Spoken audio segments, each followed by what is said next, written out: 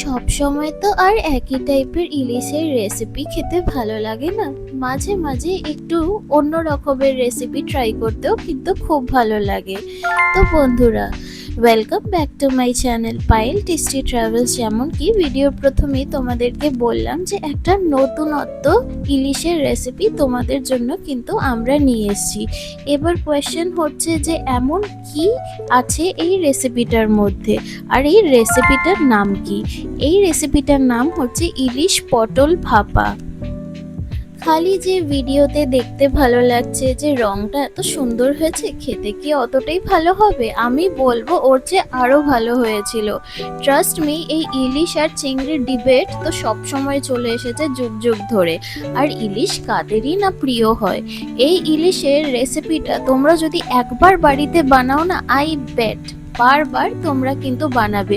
And interesting part হচ্ছে এই ইলিশ পটল ভাপাটা কিন্তু জাস্ট 15 মিনিটের মধ্যে হয়ে যায়। মানে 15 মিনিটের মধ্যে এমন একটা দারুণ রেসিপি।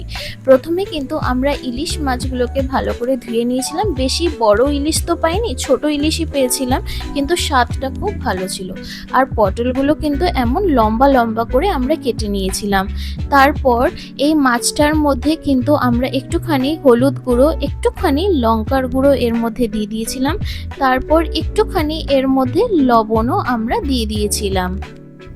তারপর এর মধ্যে একটুখানি আমরা সর্ষের তেল নিয়েছিলাম। তারপর এটাকে কিন্তু আমাদেরকে ভালো করে মেখে নিতে হবে, মানে দুটো পিঠই কিন্তু ভালো করে মেখে নিতে হবে।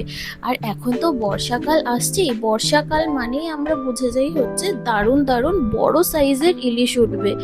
ট্রাস্ট মি, ইলিশটা ছোট হলেও কিন্তু স্বাদটা খুবই ভালো ছিল।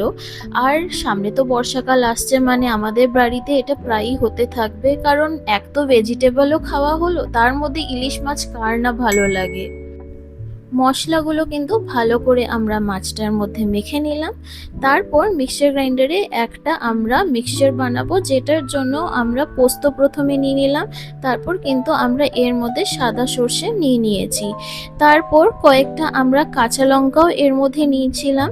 তারপর এর মধ্যে কিন্তু আমরা লঙ্কার গুঁড়োও নিয়ে নিয়েছিলাম। আর হ্যাঁ, নারকেলগুলো কিন্তু ফ্রিজে ছিল বলে এমন লাগছে, কিন্তু নারকেলগুলো কিন্তু এর মধ্যে আমরা নিয়ে নিয়েছিলাম।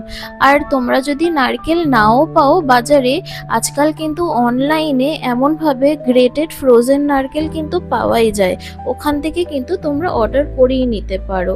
আমরা কিন্তু নারকেল পাইনি, তো আমরা কিন্তু অনলাইন থেকেই এমন নারকেল অর্ডার করে নিয়েছিলাম। তো যাই হোক, একটুখানি আমরা জল দিয়ে নিলাম, আর ওটার একটা আমরা পেস্ট বানিয়ে নিলাম।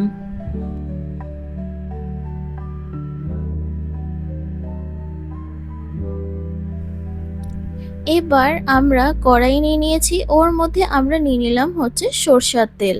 তেলটা একটুখানি গরম হলেই কিন্তু পটলগুলো আমরা ভেজে নেব, তো ওর জন্য কিন্তু তেলের মধ্যে আমরা পটলগুলোকে দিয়ে দিয়েছি।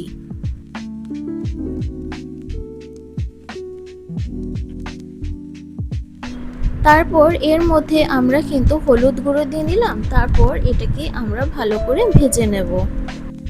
আর এমন টাইপের দারুণ দারুণ রেসিপি, যেটা রেস্টুরেন্ট স্টাইলই হোক বা মায়ের হাতে রান্নার কমফর্ট ফুড, যেটা জাস্ট 15 মিনিটসের মধ্যে হয়ে যায়, অমনি টাইপের রেসিপি পেতে হলে কিন্তু তোমাদেরকে এই চ্যানেলটা সাবস্ক্রাইব করে নিতে হবে, আর কিন্তু বেল আইকনটা প্রেস করে নিতে হবে। আরে তাহলেই তো এমন টাইপের দারুণ দারুণ রেসিপিগুলো একেবারে তোমাদের নোটিফিকেশনে পৌঁছে যাবে। পটলগুলো কিন্তু আমরা খুব যে বেশি একদম কড়কড়ে করে ভাজবো সেটা না, মিডিয়াম আমরা ভেজে নিয়েছি, দেখতেই পাচ্ছ ভিডিওতে ভাজা হয়ে গেছে। তো একটা আলাদা প্লেটের মধ্যে আমরা তুলে রাখছি।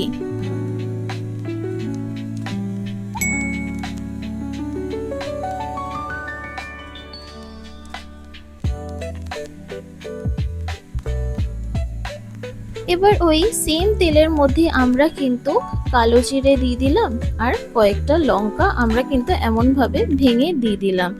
তারপর যে আমরা মিক্সচার গ্রাইন্ডারে মশলাটা বানিয়েছিলাম এর মধ্যে কিন্তু আমরা একটুখানি জলটা অ্যাড করে দিয়েছি, কারণ দেখতেই পেরেছিলে যে মশলাটা একেবারে ঠিক তৈরি হয়েছিল। তো বাটির মধ্যে নিয়ে নিয়েছি, একটুখানি জল অ্যাড করে আবার কয়েকটা স্পাইসেস অ্যাড করব। তো এর মধ্যে আমরা হলুদ গুঁড়ো দিয়ে দিলাম, তারপর একটুখানি আমরা এর মধ্যে কাশ্মীরি লঙ্কার গুঁড়ো দিয়ে দিলাম, তাহলে কি বলতো রঙটা খুবই সুন্দর হয়। তারপর এটাকে কিন্তু আমরা ভালো করে মিক্স করে নিচ্ছি। এবার কিন্তু এর মধ্যে আমরা স্বাদ অনুযায়ী লবণ আর একটুখানি চিনি এর মধ্যে দিয়ে দিলাম। তারপর আবার এটাকে কিন্তু আমাদেরকে ভালো করে মিক্স করে নিতে হবে।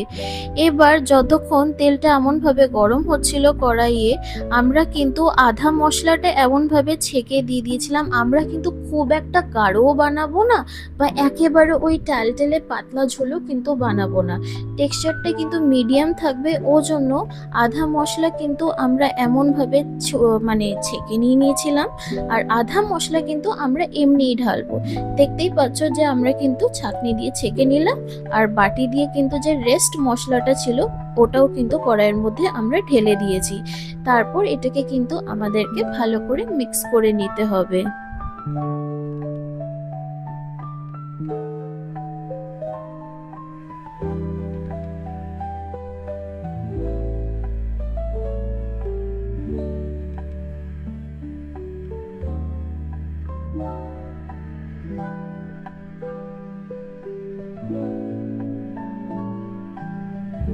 ঝোলটা একটুখানি ভালো করে ফুটে গেলে আমরা কিন্তু মাছগুলো কিন্তু এর মধ্যে এক এক করে দিয়ে দিচ্ছি।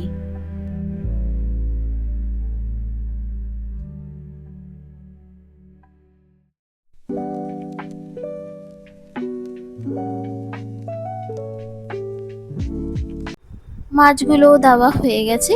এবার পটলগুলো যে ভেজে রেখেছিলাম ওগুলোও কিন্তু এর মধ্যে আমরা দিয়ে দিলাম। আচ্ছা তোমরা বলো তো তোমাদের ইলিশ ফেভারিট না চিংড়ি ফেভারিট? আমাকে যদি কেউ জিজ্ঞাসা করে আমি কিন্তু বলি দুটোই।